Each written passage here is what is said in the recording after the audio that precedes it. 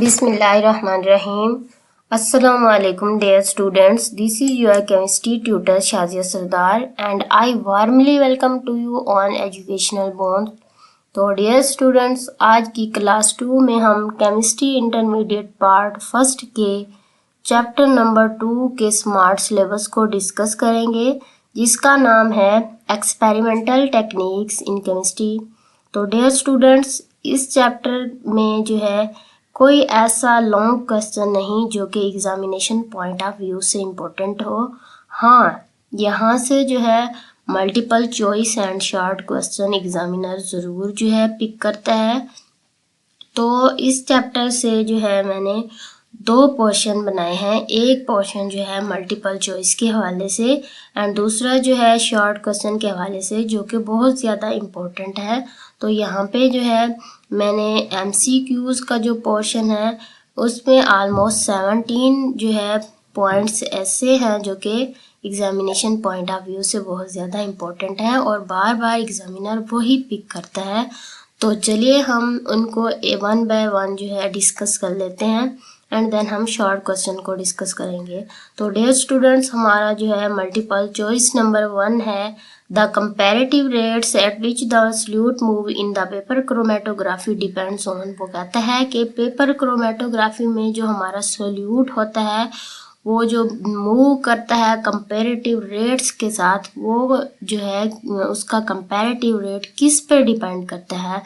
तो dear students, तो इसका ऑप्शन जो है option number B is right option. ठीक है, there RF value of the solutes पे डिपेंड करता है, जो का वक्त तो हमारे पास कम होता है, इस वजह से हम सारे ऑप्शन को जो है डिस्कस नहीं कर सकते। तो हम इनका आंसर जो है राइट आंसर या ऑप्शन को जो है डिस्कस कर लेते हैं, बाकी खुद आप रीड कर लीजिएगा। तो डियर स्टूडेंट, जो ऑप्शन नंबर यानी कि मल्टीपल चॉइस नंबर 2 है वो है the drying agent used in the desiccator. यानी कि वो कहता है कि डेजिकेटर में ड्राइंग एजेंट यहाँ से दिए गए ऑप्शन में से कौन सा यूज़ होता है।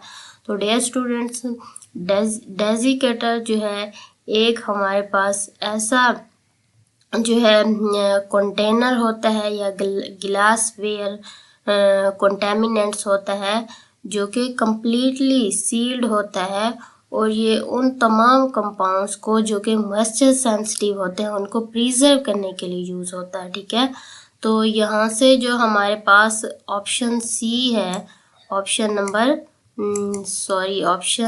सी जो है वो राइट ऑप्शन है। जो हमारे पास है पेंटा ऑक्साइड, वो जो है ड्राइंग एजेंट के तौर पे यूज़ होता है। तो हमारे पास नेक्स्ट जो क्वेश्चन है जी मल्टीपल चॉइस नंबर 3 है गूज क्रूसिबल इज मेड ऑफ। ये गूज क्रूसिबल एक तरह का फिल्टर है जो कि फिल्ट्रेशन के प्रोसेस में यूज़ होता है। ठीक है, तो इसको जो है वो कहता है बनाने के लिए कौन सा मटेरियल यूज़ होता है। तो ऑप्शन डी पे है हमारे पास है जी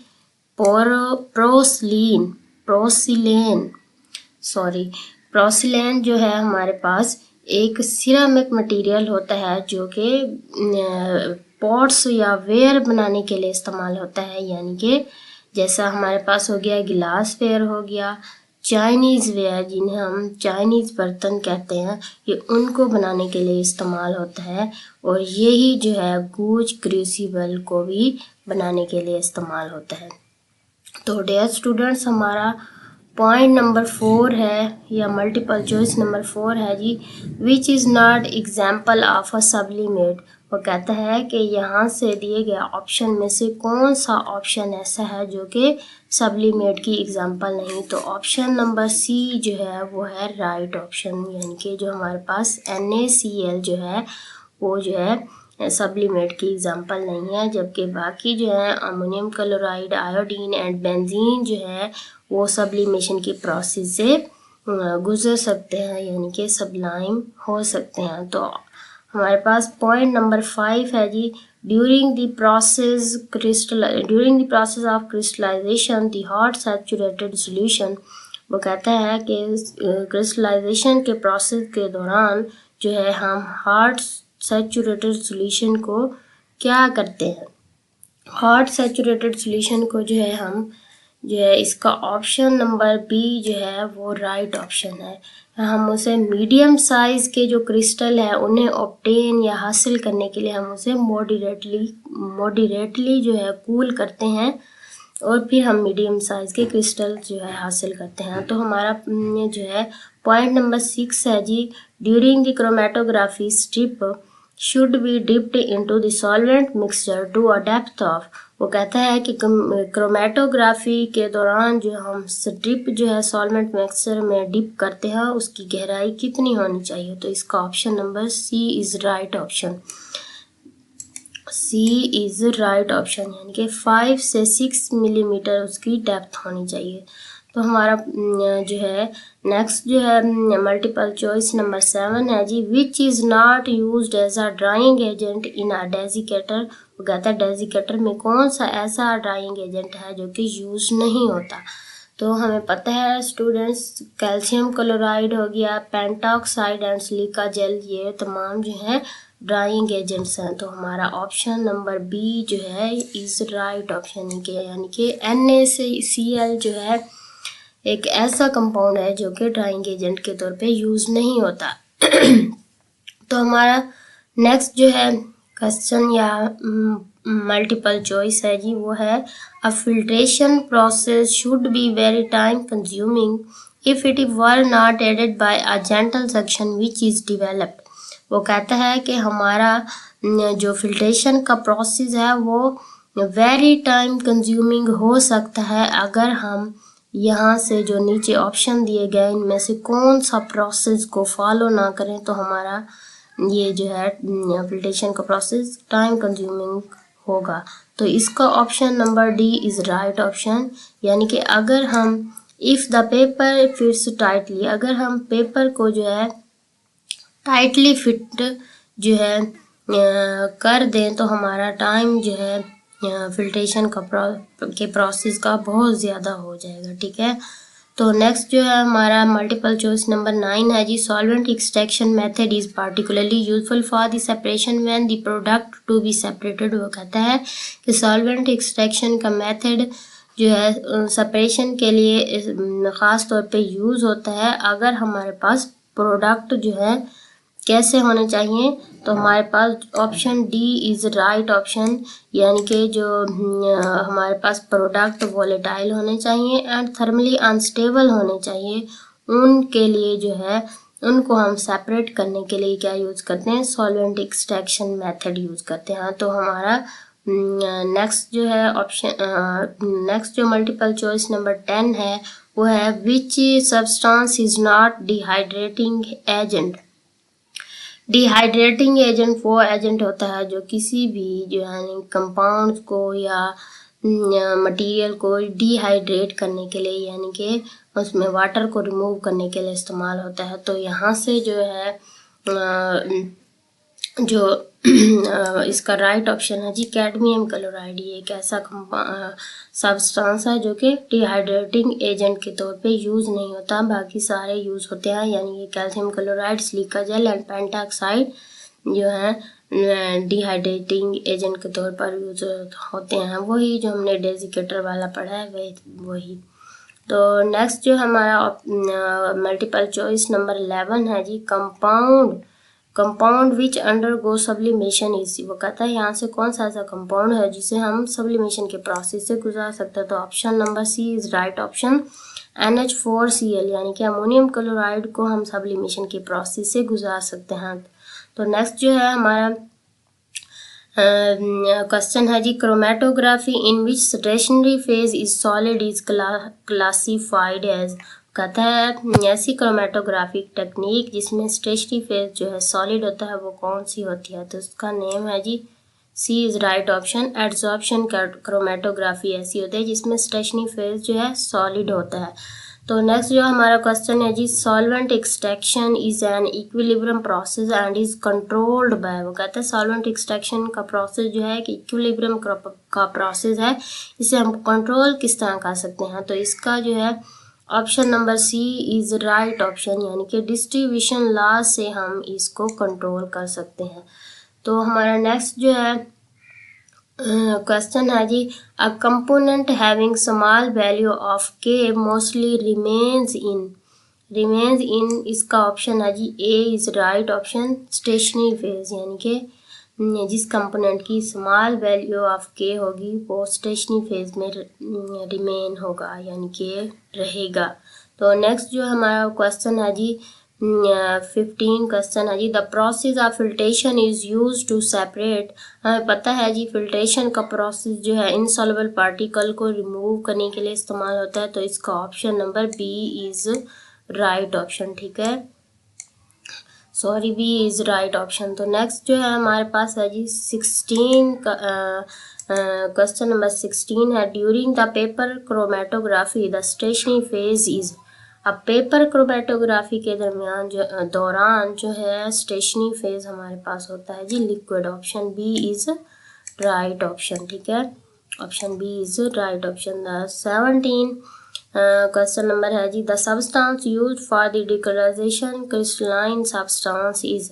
वो कहता है अब कौन सा सब्सटेंस है जो कि डिकलराइजेशन के तौर पर इस्तेमाल होता है, तो इसका option number C is right option, यानी एनिमल चारकोल एक ऐसा सब्सटेंस है या मटेरियल है जो कि डिकलराइजेशन के तौर पर यूज होता है, यानी कि किसी भी कंपाउंड में अगर कलरिंग इम्प्योरिटीज प्रेजेंट होंगी तो हम उस कलरिंग इम्प्योरिटीज को रिमूव करने के लिए एनिमल चारकोल को यूज करेंगे।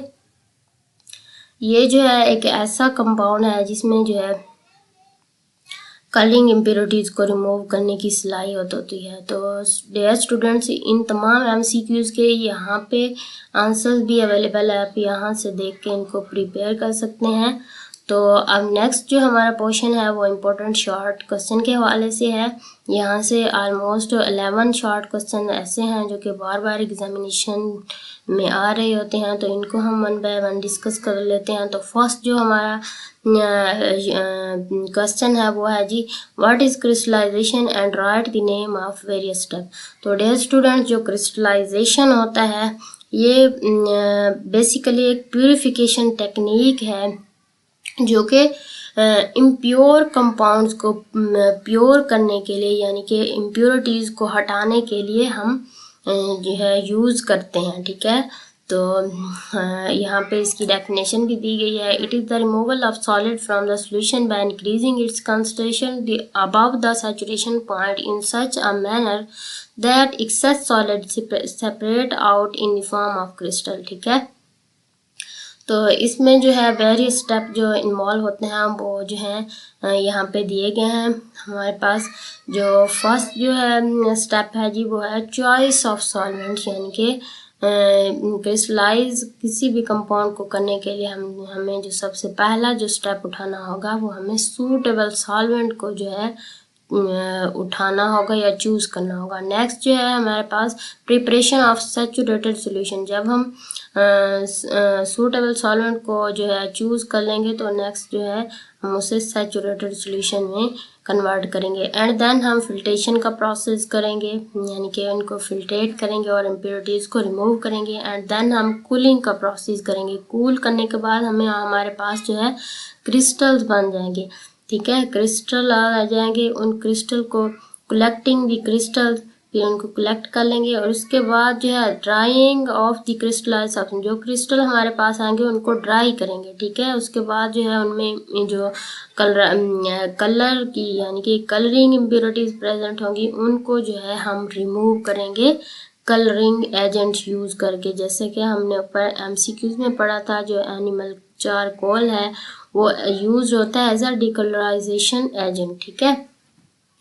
नेक्स्ट जो हमारा क्वेश्चन नंबर 2 है जी, give the salient features of an ideal solvent used in the process of crystallization. वो कहता है आइडियल सॉल्वेंट की वो तमाम फीचर्स लिखें जो कि क्रिस्टलाइजेशन के प्रोसेस में यूज़ होते हैं। तो सबसे पहला जो सेलिएंट फीचर है, it should dissolve a large amount of the substance at its boiling point and only small amount at the room temperature. वो कहता है कि हमारे पास आइडियल सॉल्वेंट ऐसा होना चाहिए जो कि जब हम उसे हीट अप करें तो वो बहुत सारे जो है लार्ज अमाउंट ऑफ सब्सटेंस को अपने अंदर डिज़ोल्व करे, एंड अगर रूम टेम्परेचर हो तो स्मॉल अमाउंट में अपने अंदर डिज़ोल्व करे। अच्छा, नेक्स्ट जो है उसकी सेकंड जो है हमारे पास फीचर होना चाहिए, it should not react chemically with the solute. वो कहता है सॉल्वेंट ऐसा होना चाहिए जो कि सॉल्यूट के साथ केमिकली रिएक्ट ना करे। अच्छा, नेक्स्ट जो है फीचर है जी, it should either not dissolve the impurities or the impurities should not crystallize from it along the solute। वो कहता है सॉल्वेंट ऐसा होना चाहिए जो कि impurities को अपने अंदर डिसॉल्व ना करे, ठीक है। अगर नेक्स्ट है जी, on cooling it should deposit well formed crystal of the pure compound. वो कहता है अगर हम उस सॉल्वेंट को जो है कूल करें, यानी कि उसमें सोल्यूट भी सॉल्युबल हो, उसके बाद हम जो है उस मिक्सचर को अगर कूल करें तो हमारे पास जो क्रिस्टल बने वो वेल फॉर्म्ड क्रिस्टल बने, ठीक है। नेक्स्ट जो है वो है इट शुड बी इनएक्सपेंसिव, यानी कि ये सॉल्वेंट जो है इनएक्सपेंसिव होना चाहिए, यानी कि चीप होना चाहिए, सस्ता होना चाहिए। उसके बाद and be safe to use, और सेफली यूज़ कर सके हम उसको, and should be easily removable, यानी और उसको हम इजीली रिमूव भी कर सकें। नेक्स्ट जो थर्ड क्वेश्चन है जी हमारे पास वो है where there is a need to crystallize the crude product। वो कहता है क्रूड प्रोडक्ट को हमें क्रिस्टलाइज करने की ज़रूरत क्यों पेश आती है। तो डियर स्टूडेंट्स, हमें पता है जी क्रूड मटेरियल या क्रूड प्रोडक्ट हमें हमारी जो है जो हमारी चाहत होती है या हमारी जो है विशेष को पूरा नहीं कर सकता, तो हमें उसे प्योर करने के लिए जो है हमें उसे क्रिस्टलाइज करने की ज़रूरत होती है, क्योंकि उसमें इम्प्योरिटीज प्रेजेंट होती हैं। तो इम्प्योरिटीज जो है हमारी यील्ड पे या हमारे जो है उसकी जो जिस मकसद के लिए हम उसे यूज़ करना चाहते हैं उसको जो है उसकी जो है उस पर इफ़ेक्ट कर सकती हैं। इसलिए हमें उसे सबसे पहले इम्प्योरिटीज़ को रिमूव करना होगा। तो हम वो तमाम एजेंट्स यूज़ करेंगे जो कि इम्प्योरिटीज़ को यूज़ करने के लिए इम्प्योरिटीज़ को रिमूव करने के लिए यूज़ होते हैं। तो लिहाजा हमें क्रिस्टलाइज करने की ज़रूरत पड़ती है। तो इसका आंसर है when the product is formed in any process it may contain many soluble and insoluble impurities and is called crude product. Crystallisation is needed in order to remove the impurities and get purified product. हाँ जी, next जो हमारा question number 4 है जी, why sintered glass crucible is preferred over Gooch crucible. वो कहता है centred glass crucible को हम प्रेफरेंस क्यों देते हैं ओवर गूज क्रूसिबल। अब गूज क्रूसिबल ये भी फिल्टर है एंड सेंटर्ड गिलास क्रूसिबल ये भी फिल्टर है यानी ये दोनों फिल्ट्रेशन के प्रोसेस में यूज़ होते हैं। तो गूज क्रूसिबल को हमें प्रिपेयर या बनाने के लिए जो हमें स्पेशल मटेरियल्स की ज़रूरत होती है और हमें स्पेशली जो है उसे बनाना पड़ता है। यानी कि सबसे पहले जो है हमें पोर्सलिन का बना हुआ मटेरियल होना चाहिए। उसके बाद ये जो है गूज क्रूसिबल इसकी जो बॉटम हो परफोरेटेड होना चाहिए, और फिर उसके पोर्स को जो है सील करने के लिए हमें कॉटन का इस्तेमाल करना पड़ता है।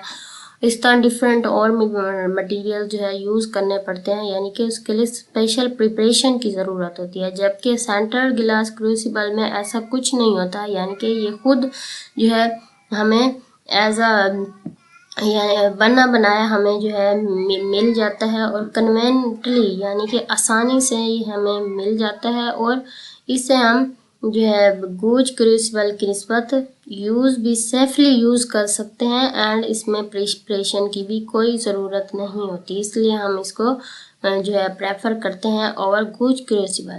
तो स्टूडेंट्स, नेक्स्ट जो हमारा क्वेश्चन नंबर 5 है जी, what is basic principle of crystallisation.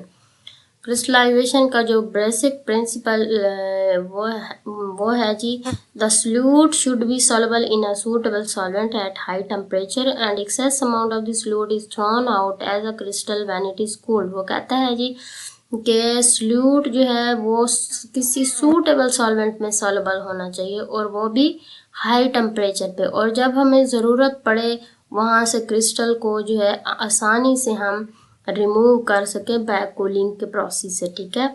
ये इसका बेसिक प्रिंसिपल है। तो क्वेश्चन नंबर 6 है जी, what is R F value and why it has no units. तो डियर स्टूडेंट्स, आर एफ जो है ये शॉर्ट फॉर्म है रिटार्डेशन फैक्टर की। रिटार्डेशन फैक्टर एक्चुअली एक जो है फ्रैक्शन है किसी भी एनालाइट में, ठीक है। तो इसे जो है हम मैथमेटिकली रिप्रेजेंट करते हैं। R F is equal to distance travelled by a component from the original spot and distance over distance travelled by a solvent from the original spot. इसे हम कहते हैं आर एफ वैल्यू, ठीक है।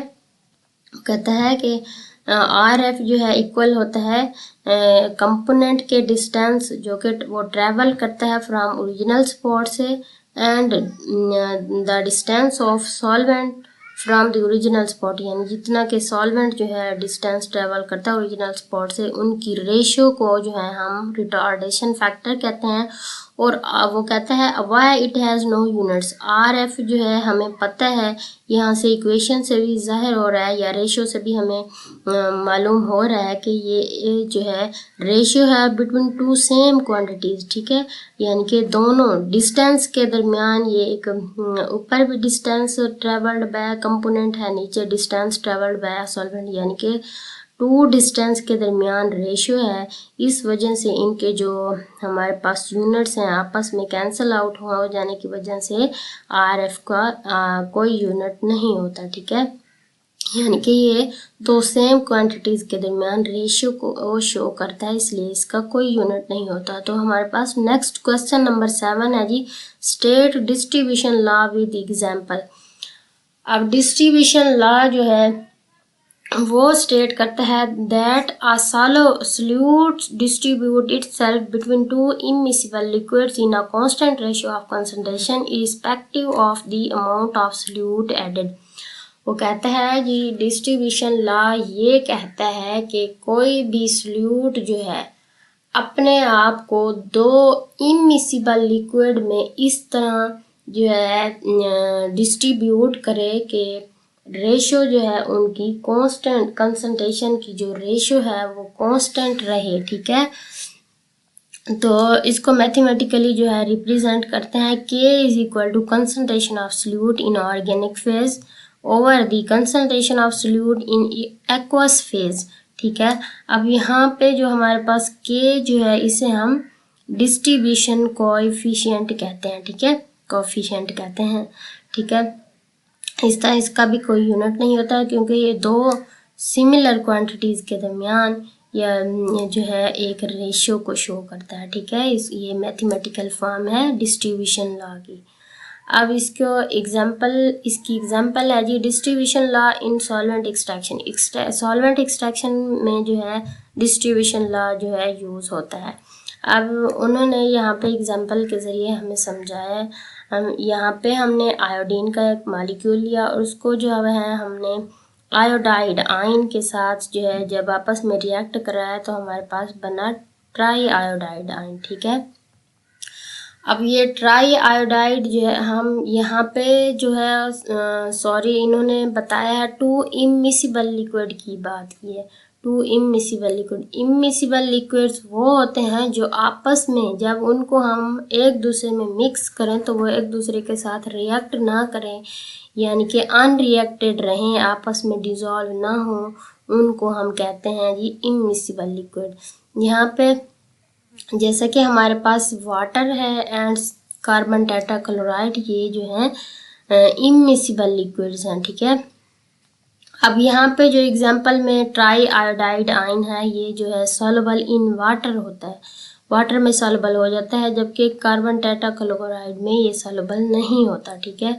अब try iodide को जब हम वाटर में सॉल्व करते हैं तो नॉर्मली इसका कलर जो होता है वो ब्राउन इन कलर होता है, यहाँ पे बताया हुआ है आयोडीन विल ट्रांसफर, ठीक है। तो इसका जो है ब्राउन कलर होता है और जब ये रिएक्शन भी रिवर्सिबल होता है और जैसे ही हम इसको ट्राई आयोडाइड को जो है इसमें कार्बन टेट्राक्लोराइड में डिज़ोल्व करना शुरू करते हैं तो इसका जो है ब्राउन कलर जो है फेड होना शुरू हो जाता है, यानी कि फेड होके वो पर्पल कलर अपीयर करना कर देता है, शुरू कर देता है। ठीक है, और जब ट्राई आयोडाइड जो है वाटर में सॉल्युबल होता है तो ये जो है एक लेयर बनाता है जिसे हम कहते हैं एक्वस लेयर। ठीक है, तो जब इसको हम कार्बन टेट्राक्लोराइड में जो है जैसे ही डिज़ोल्व करना शुरू करते हैं तो एक तो इसका कलर जो है पर्पल होना शुरू हो जाता है, और दूसरा ये जो है ऑर्गेनिक लेयर में चेंज हो जाता है। ठीक है, ऑर्गेनिक लेयर में, और ये इस तरह हम जो है इन कंपाउंड्स को सेपरेट कर सकते हैं।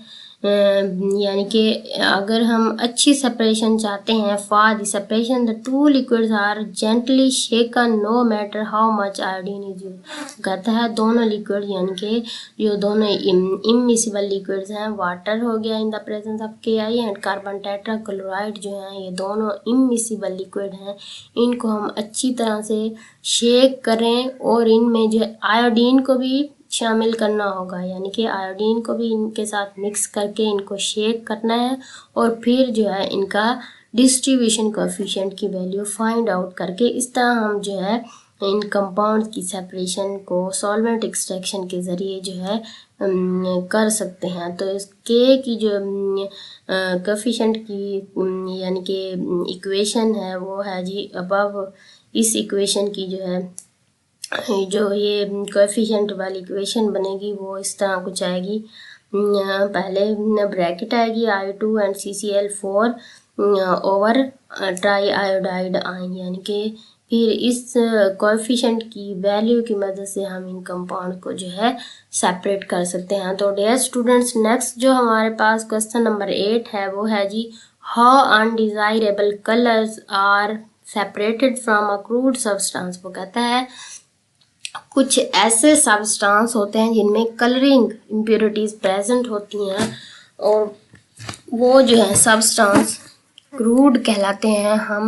हमें उन क्रूड सब्सटेंस को प्योरीफाई किस तरह कर सकते हैं, तो हमें जो है अनडिजायरेबल कलर को जो है उन कंपाउंड से रिमूव करना है, तो हमें डीकलराइजेशन एजेंट यूज़ करने होंगे। जैसा कि हमारे पास हो गया चारकोल, एनिमल चारकोल, मैंने पहले आपको बताया था, उसको जो है यूज़ करके हम कलरिंग इम्प्योरिटीज़ को रिमूव करके किसी भी कंपाउंड को जो है प्यूरिफाई कर सकते हैं। ठीक है स्टूडेंट्स, तो यहाँ पे उन्होंने बताया undesirable colours are separated from crude substance by boiling the substance in the solvent with the sufficient quantity of the finely powdered animal charcoal and then filtering the hot solution. वो कहता है सबसे पहले हमें उन जो है क्रूड सब्सटेंस को जो है किसी भी सॉल्वेंट में जो है मिक्स करके उनको जो है वो हीट अप करना होगा, एंड देन उसमें जो है फाइनली पाउडर एनिमल चारकोल को जो है मिलाना होगा, एंड फिर हम जो है उस हॉट सॉल्यूशन को जो है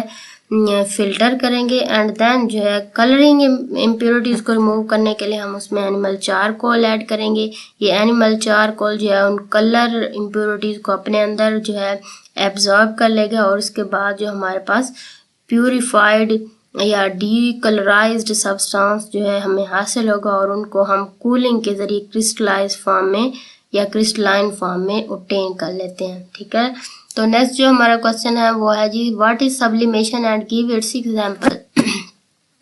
तो स्टूडेंट्स, हमें पता है सब्लिमेशन वो प्रोसेस होता है जिसमें हम किसी भी सॉलिड को अगर हीट करें तो वो वेपराइज हो जाए, यानी कि लिक्विड फेज में ना जाए, डायरेक्टली चेंज इनटू वेपर्स।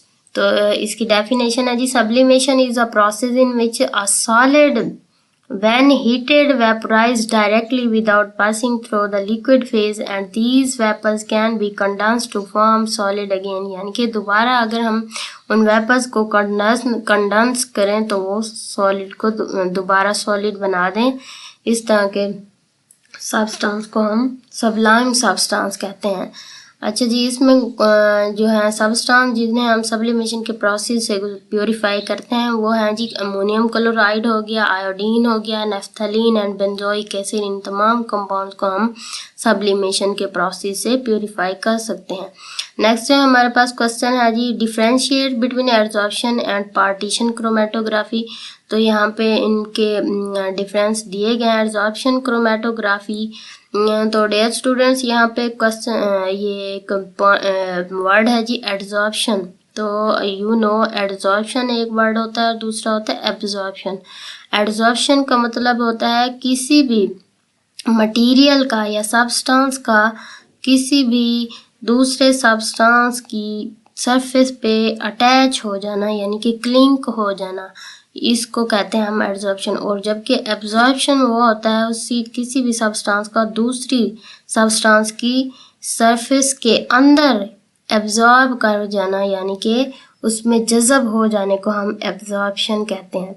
अब जो एड्सॉर्प्शन क्रोमेटोग्राफी है, इसमें जो हमारे पास स्टेशनरी फेज होता है वो होता है सॉलिड होता है, जबकि पार्टीशन क्रोमेटोग्राफी में स्टेशनरी फेज लिक्विड होता है।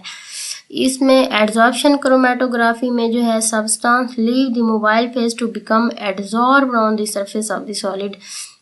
और कहता है कि एड्सॉर्प्शन क्रोमेटोग्राफी में जो सब्सटेंस होता है वो मोबाइल फेज को छोड़ के जो है सॉलिड की सरफेस यानी कि स्टेशनरी फेज के ऊपर एड्सॉर्ब होना शुरू हो जाते हैं, ठीक है, उनके उसके साथ उसकी सरफेस पे जो है अटैच होना शुरू हो जाते हैं। जबकि इसमें in this substance being separated are distributed throughout both the stationary and mobile phase. इसमें वो कहता है जो सब्सटेंस होते हैं वो डिस्ट्रीब्यूट हो जाते हैं दोनों स्टेशनरी फेज में भी और मोबाइल फेज में भी, ठीक है। यहाँ पे तो जो है मोबाइल फेज को छोड़ के स्टेशनरी फेज के ऊपर एड्सॉर्ब होना शुरू हो जाते हैं, जबकि पार्टीशन में ऐसा नहीं होता, बल्कि दोनों फेजेस में यानी कि स्टेशनरी एंड मोबाइल फेज में डिस्ट्रीब्यूट हो जाते हैं। तो नेक्स्ट है जी एड्सॉर्प्शन क्रोमेटोग्राफी में जो है फिजिकल फोर्सेस इन्वॉल्व होती हैं, जबकि इसमें जो है पार्टीशन क्रोमेटोग्राफी में जो है distribution and separation of component involve होती है, यानी कि पहले जो है कंपाउंड जो है डिस्ट्रीब्यूट होते हैं दोनों फेजेस में और फिर हम उनको जो है सेपरेट कर लेते हैं, ठीक है। इनकी एग्जांपल है एड्सॉर्प्शन क्रोमेटोग्राफी की thin layer chromatography and partition chromatography की जो एग्जांपल है वो है जी पेपर क्रोमेटोग्राफी। तो नेक्स्ट जो है लास्ट क्वेश्चन है जी, write down the uses of chromatography. तो डियर स्टूडेंट्स इसके यहाँ पे कुछ यूजेस दिए गए हैं। तो ये हमारे पास यूज़ होती है ऑर्गेनिक सिंथेसिस। ऑर्गेनिक सिंथेसिस के लिए जो हम क्रोमेटोग्राफी को यूज़ कर सकते हैं, यानी कि ऑर्गेनिक कंपाउंड बनाने के लिए, और फिर जो है उन कंपाउंड की सेपरेशन करने के लिए, क्योंकि वो कंपाउंड मिक्सचर होते हैं दो या दो से ज़्यादा सब्सटेंस के, उनकी सेपरेशन करने के लिए इस्तेमाल होता है। और इसके अलावा आइसोलेशन के लिए भी क्रोमेटोग्राफी की यूज़ होती है। और इसके बाद जो हमारे पास यूज़ होती है प्रोडक्ट की प्यूरिफिकेशन के लिए भी हम क्रोमेटोग्राफी को यूज़ कर सकते हैं, जिस तरह के पेपर क्रोमेटोग्राफी, एड्सॉर्प्शन, पार्टीशन, इन तमाम को हम कंपाउंड की प्यूरिफिकेशन के लिए यूज़ करते हैं, ठीक है। इसका नेक्स्ट जो यूज़ है वो it is very important in quantitative and qualitative analysis, यानी कि क्वांटिटेटिव एंड क्वालिटेटिव एनालिसिस में भी क्रोमेटोग्राफी यूज होती है। नेक्स्ट है जी, it is very important for the determination of the purity of the substance. और इसके अलावा जो है हमारे पास ये क्रोमेटोग्राफी जो है सब्सटेंस की जो है प्योरिटी को भी जो है फाइंड आउट करने के लिए जो है हमारे पास यूज़ होती है, ठीक है जी स्टूडेंट्स। आज का हमारा लेक्चर यहीं तक एंड होता है। मैं उम्मीद करती हूँ कि आज का लेक्चर आपको अच्छी तरह से समझ आया होगा। इसके अलावा अगर कोई क्वेश्चन है जो कि आपको परेशान कर रहा है या कोई MCQs के हवाले से कोई परेशानी है, तो आप हमारी वेबसाइट से जो है हमसे क्वेश्चन कर सकते हैं।